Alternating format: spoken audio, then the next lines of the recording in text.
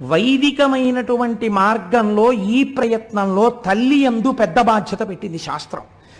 ఈ ధర్మం అన్నది అసలు ఎక్కడ ప్రారంభం అవ్వాలి అని అడిగింది. అడిగితే తల్లి దగ్గరే ప్రారంభము. ఎందుకో తెలుసా అండి, నేను ఈ మాట ఎందుకు చెప్తున్నానో మీరు ఈ శ్లోకాన్ని అవధరించండి, మీకే అర్థమవుతుంది. శైశవేభ్యస్త విద్యానాం, చిన్నతనంలో శైశవంలో భగవంతుడన్నవాడొకడున్నాడన్న పూనిక పిల్లల యందు ఏర్పడేటట్టుగా విద్యాభ్యాసము జరిగి తీరవలెనో. ఇది స్కూల్లో చెప్పరు ఇవాళ. వాళ్ళకి సిలబస్సు, పెద్ద బ్యాగు, పెద్ద ఏదో వాళ్ళ స్కూల్కి వీడు అడ్వర్టైజ్మెంట్కి పనికి వచ్చే వస్తువులా ఓ బ్యాడ్జీ పెట్టుకు తిరగాలి, ఎన్ని దిక్కుమాల అలంకారాలు చేసుకోవాలో ఓ స్కూల్కి వెళ్ళాలంటే. ఇవి వాళ్ళు నేర్పేది. మీరేం నేర్పాలి?